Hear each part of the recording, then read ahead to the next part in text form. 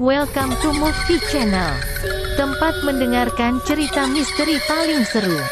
Jangan lupa subscribe, like, comment, and share, dan tekan tanda lonceng ya guys ya. Sati, Sati,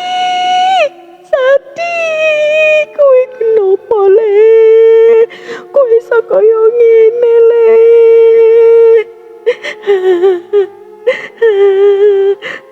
Tangis Mbok Ra pecah. Dia tidak menyangka jika anak sulungnya meninggal dengan cara yang begitu tragis.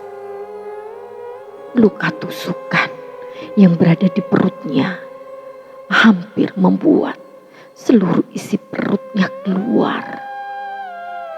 Aku tidak sanggup melihat mayat Sadi yang begitu mengerikan.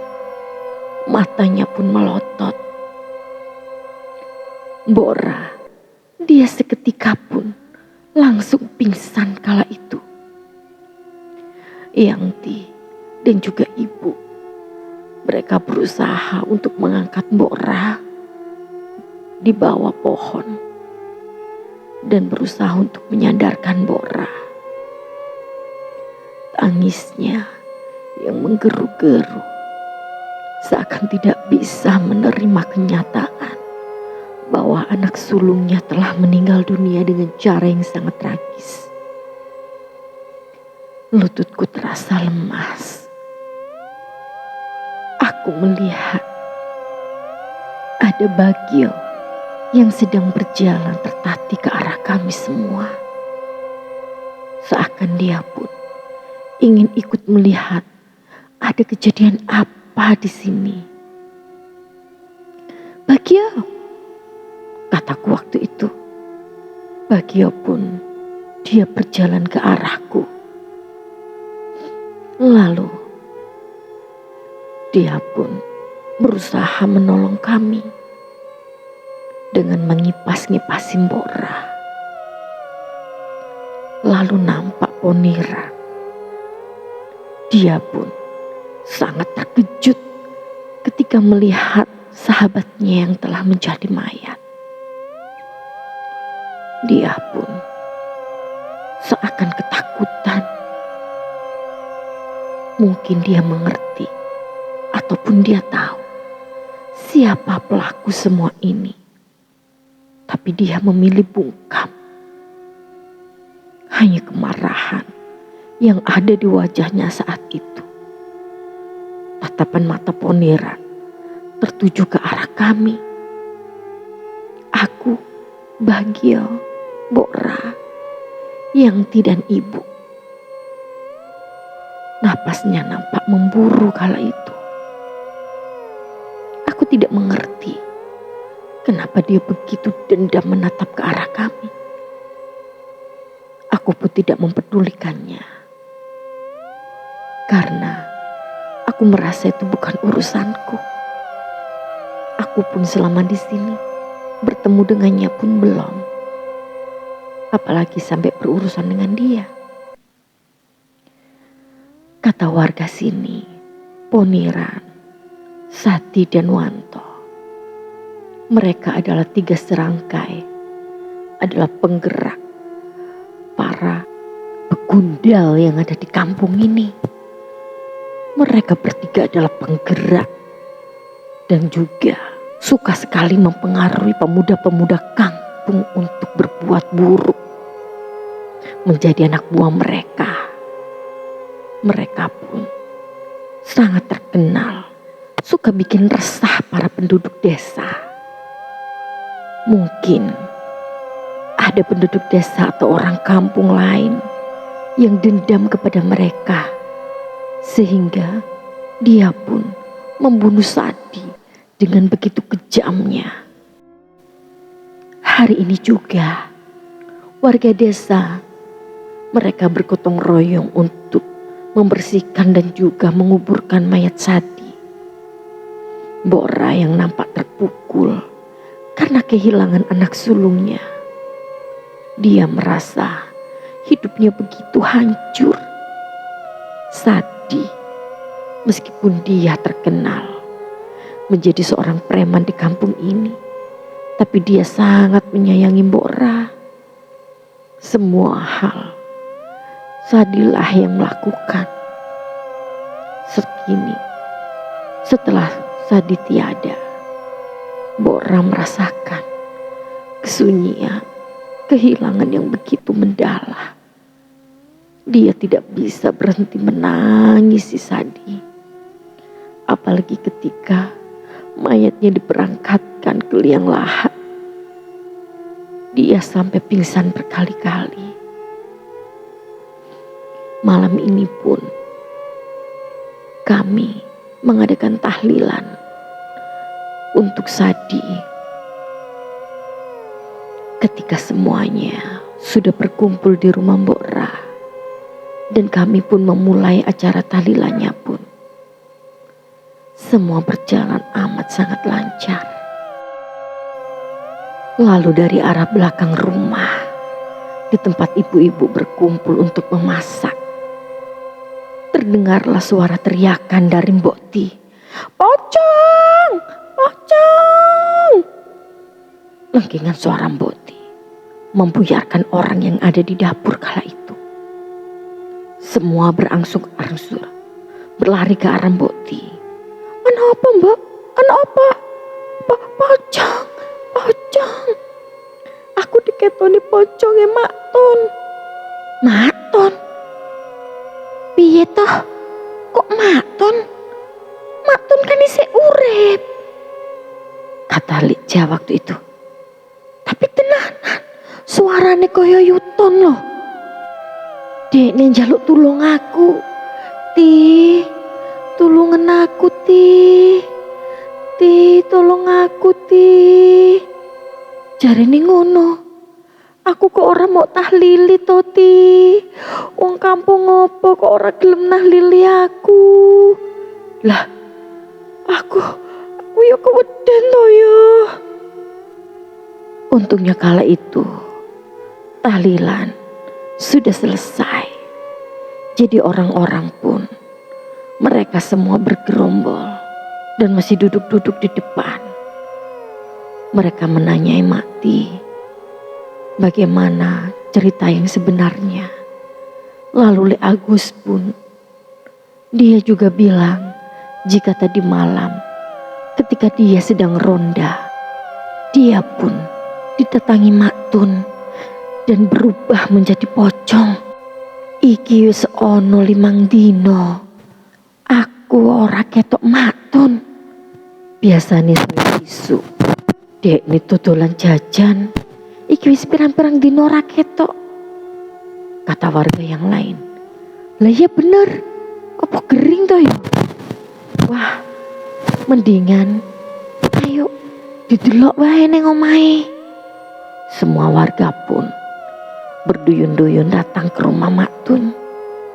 Rumah Maktun yang sejatinya ada di pojok kampung dan sedikit jauh dari pemukiman, membuat orang pun jarang berada lewat di depan rumahnya. Belumlah nyampe rumahnya, bau bangkai terasa sangat menusuk, sehingga orang kampung pun menutupi semua hidungnya. Lalu mereka melihat rumah Maktun begitu gelap gulita. Tidak ada cahaya ublik ataupun lampu lilin yang menyala di rumahnya. "Omane peteng dedet to ya? Apa wonge lunga?" kata warga yang lain. "Wis mendingan ayo diparani wae, didok-dok." "Mak, Maktun." Ada sekitar 20 warga kala itu. Mereka mendatangi rumah Maktun dengan beramai-ramai. "Mak, Maktun." Tapi tidak ada jawaban sama sekali. Bau bangkai pun semakin mereka mendekati rumah itu, semakin menyengat pula. "Ojo-ojo Maktun," kata Le Agus waktu itu. Dobrak wae," saut warga yang lain. Akhirnya pun Warga mereka langsung mendobrak pintu rumah Maktun. Setelah pintu rumah terbuka pun, bau bangkai lebih menyengat lagi. Sehingga ada beberapa orang pun yang tidak tahan dan muntah-muntah. Pak RT, dia pun memasuki rumah diikuti dengan beberapa orang. Menggeledah seluruh isi rumah. Tapi tidak nampak Maktun. Hingga akhirnya pun di dapur nampak seonggok kaki di bawah meja. Mereka pun melihat jasad Maktun yang tidak kalah mengerikannya dengan jasad Wadi yang ditemukan tadi pagi di sungai. Banyak sekali luka tusuk dan juga usus yang berhamburan. Warga pun banyak sekali yang tumbang melihat jasad Maktun yang sudah membusuk dan mengeluarkan aroma yang sangat menyengat. Lukanya sama dengan Wati. Jangan-jangan pembunuhnya orang yang sama, kata Lik Wagiran waktu itu. Pak RT pun dia melihat jasad Maktun yang sangat mengerikan. Benar, koyone memang iki dilakukan oleh orang yang sama. Tapi kira-kira sopo kok tega banget sampai membantai orang tua seperti ini, kata Pak RT waktu itu. Kampung iki wis ora aman. Awak dhewe kudu hati-hati. Lalu semua orang pun bergotong royong untuk memandikan jenazah Maktun dan menguburkan jasad Maktun malam itu juga. Semua saudara Maktun pun dipanggil. Lik Wagiman sama Lik Suratman, Pak D-nya Bagio, Lik Wagiman, Maktun, dan Lik Suratman. Mereka semua adalah satu saudara. Tapi mereka tinggal jauh, tidak dekat dengan Maktun. Maktun tidak mempunyai anak dan suami. Juga keluarga mereka pun tinggalnya berjauhan. Maktun, dia hidup sebatang kara kala itu. Kira-kira sopo sing mateni Maktun lan Wadi? Gumam Pak RT kala itu. Eyang pun yang berteman dengan Pak RT sejak kecil. Dia ikut nimbrung dan juga mencari solusi siapa pembunuh mereka berdua. Luka tusuknya sama, tapi motifnya kita tidak ada yang tahu. Atau mereka rampok ya? Rampok, tapi barang-barangnya Maktun isi rapi loh. Wah, kuyo bener. Terus piye? Sopo? Polisi pun urung ono sing iso nemokke sopo sing mateni. Ora enek jejak, kata Pak RT waktu itu. Eyang Kakung pun hanya manggut-manggut. Dia pun mencoba berpikir dengan keras. Hubungannya opo Maktun karo Sati, kata Eyang sambil bergumam lirih. 3 hari setelah kematian dari Sadi, pagi itu Wanto dia pergi ke sawah, tapi dia tidak membajak ataupun menanam padi. Dia hanya pergi ke sawahnya Lik Parto, karena di sana Lik Parto sedang panen raya saat itu. Tidak lama kemudian pun nampak beberapa teman dari Wanto dan juga Poniran yang juga pergi ke sawahnya Lek Parto. Wah, panen akeh kuwi yo, kata Wanto saat itu. Ya lumayan lah Wanto, kata Lek Parto. Ojo lali, duiti rokok karo uang keamanan, kata Wanto saat itu. Lek Parto pun dia menggerutu. Dia memberikan uang 50.000. Lalu dari belakang Poniran berkata, "Nggo duit 50 iki? Nggo apa? Padahal aku bocah SD ae, mau kei duit 50.000. Aku jaluk telu gelangsing parimu," kata Poniran. "Bah, kowe iki ngerampok no nek telu gelangsing," kata Lek Parto kala itu. "Kowe ora gelem ora? Nek gak gelem tak babati kabeh wite lombokmu sing ning kene iki."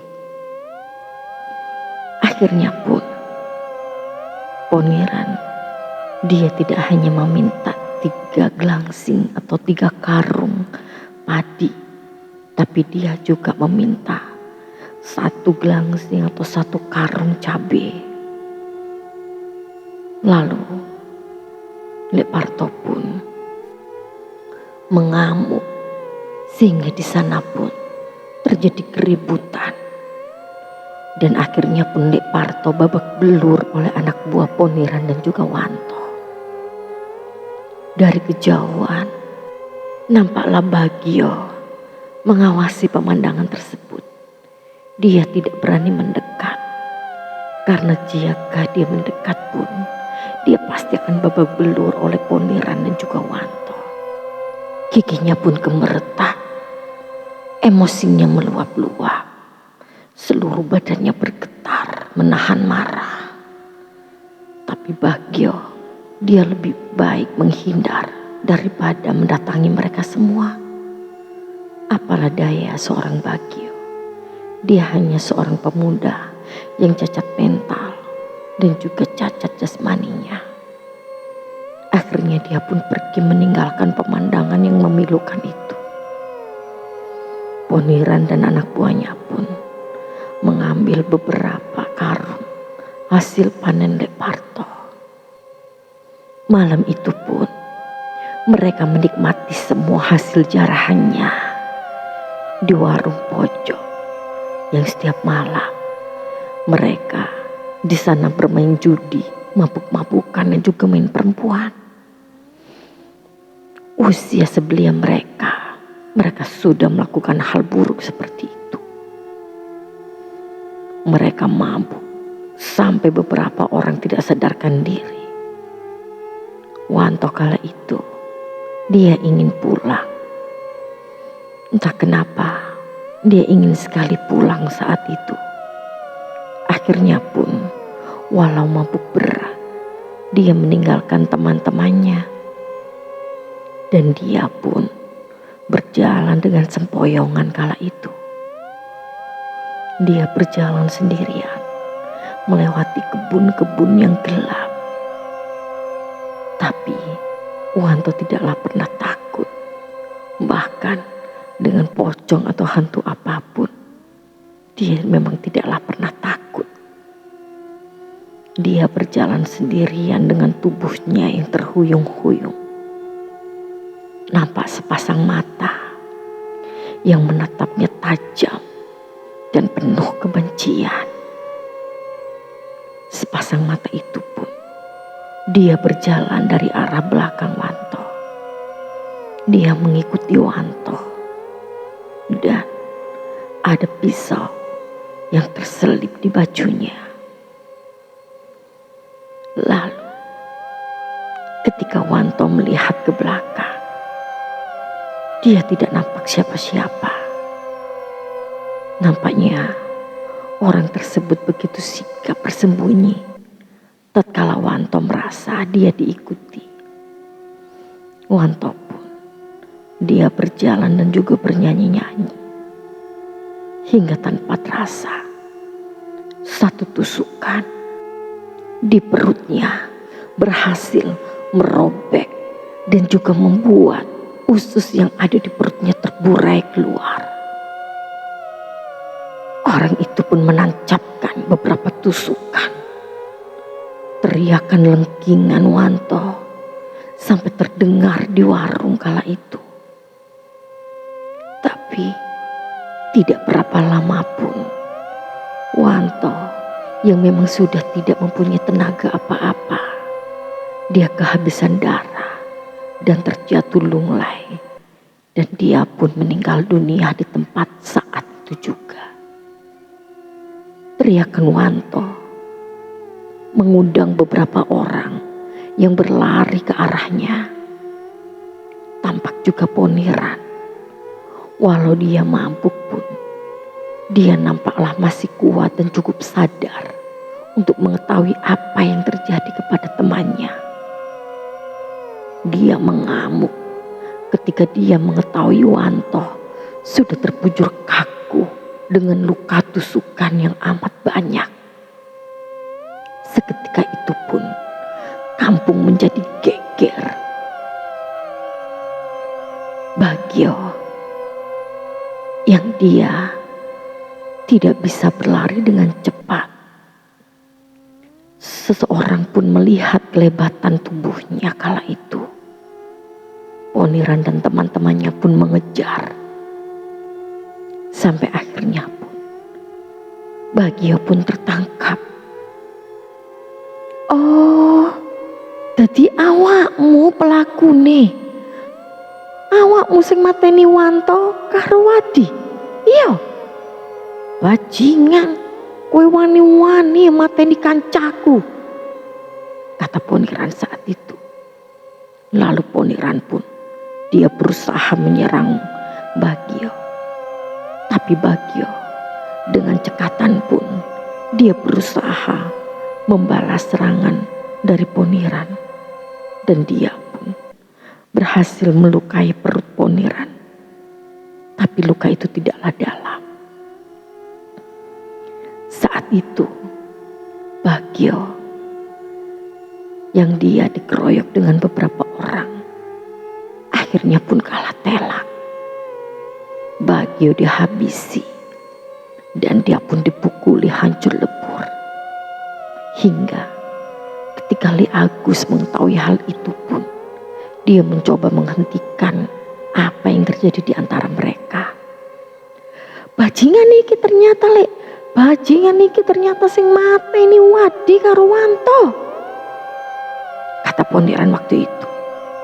Li Agus seakan tak percaya. Wes, digowo wae ning ngene Pak Lurah. Ayo, kata Li Agus saat itu. Lalu Li Agus pun dan juga teman-teman Poniran, dia berangkat ke rumah Pak Lurah sambil mengarah Bagio. Wajah Bagio pun nampak babak belur. Bukan cuma wajah saja, sekujur tubuhnya pun nampak luka lebam. Kampung begitu riuh mendengar teriakan dan juga makian warga kepada Bagio saat itu. Bahkan ketika mereka melewati depan rumahku, Mbak Kakung, Mbak Putri, aku pun terbangun. Karena memang kejadian itu sudahlah sangat larut malam. Mereka semua mengarak Bagio ke arah rumah Pak Lurah. Aku pun dan Mbak Kakung langsung mengikuti arak-arakan itu. Tidak tahu apa yang terjadi, tapi aku melihat wajah Bagio yang begitu luka dan banyak sekali lebam di sekujur tubuhnya. Ketika sampai di depan rumah Pak Lurah, Bagio pun ditanyai oleh Pak Lurah.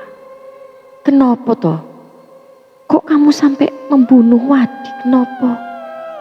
Membunuh Wanto kenapa? Tanya Pak Lurah waktu itu. Aku benci orang jahat, orang jahat, orang jahat, Hanya itu saja yang keluar dari mulut Bagio. "Orang jahat ya opo?" kata Pak Lurah. "Orang jahat, orang jahat, orang jahat." Kita tidak bisa berkomunikasi dengan anak ini. Tampak trauma di dalam wajahnya. Dia begitu ketakutan, tapi masih tersimpan kilatan dendam di matanya ketika dia melihat Poniran. Dia orang jahat, dia orang jahat, kata Bagio waktu itu ketika dia melihat Poniran. Matanya yang berkilat-kilat dan dia pun sambil menunjuk ke arah Poniran. Ya, siapa yang tidak tahu jika Poniran memanglah orang jahat. Begitu juga dengan teman-temannya semua. Mereka tidak ada yang baik. Mereka sampah masyarakat di kampung ini. Aku benci orang jahat, orang jahat, kata Bagio waktu itu. Lalu Bagio pun melihat pisaunya yang tergeletak di meja. Dan dia pun mengambilnya dan berlari ke arah Poniran. Gerakannya yang begitu cepat dan masyarakat yang lengah tidak menyadari pergerakan dari Bagio. Bagio pun lalu menusuk dan menikam tubuh Poniran berkali-kali. Poniran yang begitu dempal badannya pun dia memberikan serangan balasan dan menghajar tubuh Bagio yang sudah babak belur itu. Sampai akhirnya pun Poniran dan Bagio, mereka berdua meninggal dunia saat itu juga. Entahlah, mungkin Bagio memang memiliki dendam yang luar biasa terhadap Poniran dan teman-temannya. Kampung begitu riuh, masyarakat pun masih belumlah terpuaskan dengan apa yang terjadi. Sampai muncul ayah dari Bagio, Lek Wagiman. Lek Wagiman datang di hadapan Pak Lurah. Dia mengakui semua kejahatan anaknya dan dia juga mengetahui kenapa anaknya begitu benci kepada mereka semua yang menyakitinya. Rasa benci itu pun tidak pernah hilang. Meskipun Bagio telah diungsikan lama ke kampung yang lain, ikut dengan Pak D-nya. Ketika dia kembali ke sini pun, dia tetap mendapatkan perlakuan buruk dari Poniman dan teman-temannya. Dan juga Mak Tun. Ya, ternyata Mak Tun pun dihabisi pula oleh Bagio. Karena Mak Tun, dia merasa jijik. Dari kecil, dia tidak pernah suka dengan Bagio. Padahal keponakannya itu walaupun cacat mental, Bagio itu orang yang baik. Tapi Mak Tun, dia memperlakukan Bagio dengan sangat buruk dan menganggap Bagio adalah sebuah aib. Itulah kenapa Mak Tun tidak pernah menyuka Bagio. Dia selalu saja benci jika melihat Bagio dan selalu saja memaki-maki Bagio. Walaupun Bagio dia berusaha dengan sabar, tapi Mak Tun, dia tidak pernah menyukai atau merasa kasihan dengan keponakannya. Hanya karena dia malu mempunyai keponakan yang seperti itu. Itulah kenapa Bagio menjadi sangatlah benci kepada Mak Tun dan juga Poniran dan teman-temannya. Mereka yang selalu berbuat buruk kepada Bagio. Bagio menyimpan dendam yang sangat dalam kepada mereka semua. Tadinya ayahnya Bagio mengira mungkin jika Bagio tidak tinggal di sini lagi, saat Bagio pun datang, mereka akan berubah. Ternyata tidak. Mak Tun dia lebih jahat dan lebih kejam lagi kepada Bagio. Perlakuannya nampak seringkali tak manusiawi. Dia sering memberikan Bagio nasi basi, mencaci maki. Sedangkan Bagio, dia seringkali menangis atau meminta maaf. Tapi Matun tidak pernah memberikan kasih sayangnya kepada Bagio. Hingga sampai akhirnya dendam itu pun tumbuh subur. Dan seringkali setan membisiki Bagio untuk membunuh mereka semua yang telah menyakitinya. Assalamualaikum warahmatullahi wabarakatuh. Hai semuanya sobat movie lovers. Ini adalah part terakhir ya. Jadi untuk episode kali ini sudah tamat Pocong Matun. Insya Allah besok akan ada cerita baru lagi yang lebih seru, yang lebih menarik lagi, yang mungkin lebih creepy. Oke, thank you semuanya yang udah hadir, yang udah support Kak Vi. Thank you so much. Semoga Tuhan selalu memberkati kalian semuanya dan memudahkan semua langkah hidup kalian. Akhirul kata, Kak Vi mengucapkan Assalamualaikum warahmatullahi wabarakatuh. Sampai jumpa besok. Bye-bye.